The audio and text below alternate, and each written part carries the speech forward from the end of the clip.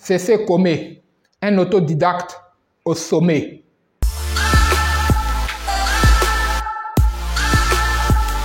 Bonjour, je suis François Dali de Startup d'Afrique et j'aimerais vous parler dans cet épisode d'un entrepreneur de haute valeur.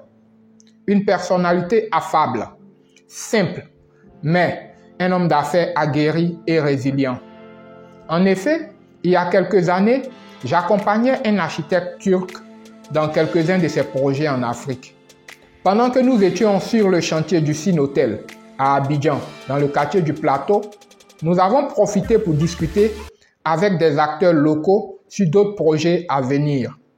L'une de ces séances de travail auxquelles nous avions participé dans ce cadre a eu lieu au Radisson Blu, dans les environs de l'aéroport d'Abidjan. Nous y avons été reçus comme des VIP et dirigés dans un grand bureau où nous attendaient deux hommes. Je n'avais pas l'identité des personnes qui devaient nous recevoir. L'architecte turc m'avait seulement dit qu'on allait voir un potentiel client pour la construction d'un hôtel 5 étoiles à Bamako. La séance de travail s'est bien passée. Elle a eu lieu en anglais, donc je n'ai pas eu à traduire en turc. Nos interlocuteurs parlaient anglais, c'était donc OK.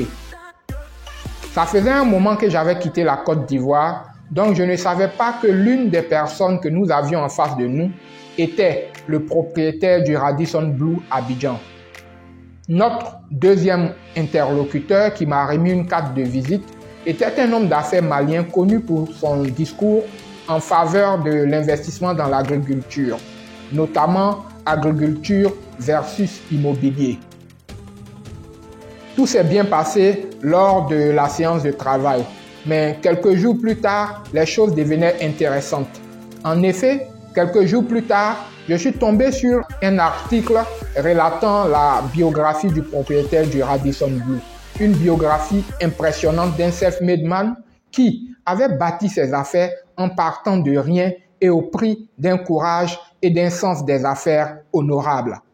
Un autodidacte qui s'était créé une route vers les sommets dans la ville d'Abidjan en provenance de son petit village de Koira au Mali, et cela sans éducation universitaire. C'est là que la séance de travail que nous avions eue au Radisson Blu a fait tilt dans ma tête. L'autodidacte avait bien réussi. Après avoir été successivement cireur de chaussures, vendeur en librairie par terre. En griffe, librairie par terre est une expression typiquement ivoirienne pour désigner le commerce des livres d'occasion qui se revendaient sur une table ou parfois à même le sol, d'où l'expression par terre. Après la vente des livres, il a été commerçant au marché d'Adjamé, commune populaire de la ville d'Abidjan. Adjamé à Abidjan, c'est, on va dire, l'équivalent de Koloban à Dakar ou de Kaneshi à Accra. C'est cet homme, cet autodidacte, qui était à la tête de ce splendide hôtel Radisson Blu, ce cube de verre qui embellissait les environs de l'aéroport d'Abidjan et dont la construction avait coûté 55 milliards de francs CFA. C'était un parcours impressionnant qui forçait l'admiration. Pourtant, de nos séances de travail, c'est l'image d'un homme humble et simple qui me revenait à l'esprit. Je dis de nos séances de travail puisque nous avions eu une autre séance de travail avec lui à ses bureaux dans la zone industrielle de Vridi, bureau d'où il supervise d'autres activités dans le transit, l'industrie et disons le BTP. J'ai été impressionné par le parcours de ce monsieur, mais encore plus par le fait qu'un autodidacte francophone tienne de longues réunions en anglais sans assistance. J'avoue que je me suis demandé comment c'était possible.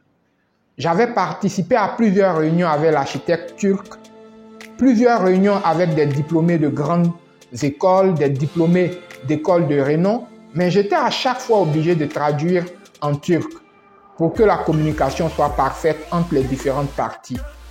Comment un autodidacte pouvait assurer là où les hauts diplômés dirigeants de grandes structures tâtonnaient? C'est là qu'il faut comprendre que la volonté d'un homme pouvait l'emmener à combler les désavantages que la vie avait mis sur sa route et surtout que les expériences vécues apportent davantage aux hommes, voire plus que les théories comprises. C.C. Komé, puisque c'est de lui qu'il s'agit, est un homme riche en expérience et cela lui a ouvert la route des sommets. Ses expériences commencent à Koira, petit village situé à 250 km au nord de Bamako, son village natal. En 1984, il décide de quitter son village pour Abidjan. Il arrive d'abord à Bamako où, faute de moyens pour pouvoir poursuivre son voyage, il travaille en tant qu'aide-maçon. À Abidjan, on dit Manawa.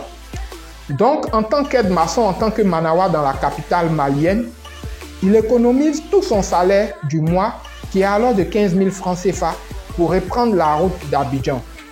Il arrive à Abidjan avec la somme de 5 000 francs CFA. Cette somme lui sert de capital pour démarrer une activité de cirage de chaussures.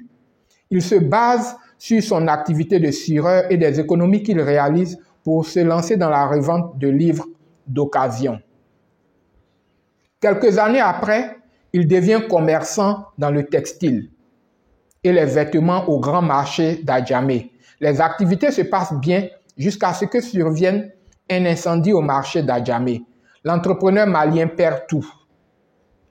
À ce moment, il pense à quitter l'Afrique et à s'installer aux États-Unis.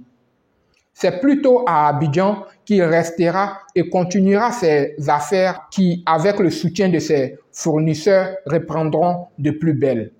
On peut attribuer le succès de C.C. Komé à son courage, son honnêteté, son sens de l'épargne, son intelligence des affaires et à sa détermination. Et ce succès va se consolider lorsque C.C. Komé se dirige vers l'hôtellerie. En fait, en 2002, le Mali organise la Coupe d'Afrique des Nations de football, la CAN. Le président malien d'alors, Alpha Oumar Konaré, demande aux Maliens de la diaspora de saisir l'opportunité de la CAN pour réaliser des investissements qui faciliteront le déroulement de cette édition de la Coupe d'Afrique et qui profiteront également au Mali. C.C. Komé répond à l'appel du président Konaré en se lançant dans l'hôtellerie avec la résidence Komé, un hôtel de 50 chambres, construit pour augmenter la capacité de la capitale malienne à recevoir la kyrielle de supporters et d'officiels censés faire le déplacement pour la Coupe d'Afrique de football. Plus tard, l'entrepreneur s'alliera à l'américain Radisson Blu pour augmenter la capacité d'accueil de son hôtel à 190 chambres. Bien entendu, Résidence Komé devient Radisson Blu Bamako dans la foulée. Aujourd'hui, C.C. Komé est à la tête des hôtels Radisson Blu et l'ancien Sheraton au Mali et également propriétaire du Radisson Blu Abidjan en Côte d'Ivoire. Patrimoine qui pèse plusieurs milliards de francs CFA et pour lequel, outre le partenariat technique et de gestion avec Radisson Blu, il s'est fait accompagner par Afrexim Bank qui est un investisseur régulier dans les business de C.C. Komé. Preuve qu'il jouit d'une bonne réputation dans le monde de la finance en Afrique. C.C. Komé gère également Koira Holding, qui est un groupe d'entreprises actives dans l'hôtellerie, l'industrie, le transit et le BTP. Activités que nous pourrions vous présenter plus en détail dans d'autres vidéos. Mais d'ici là, on se dit à la prochaine.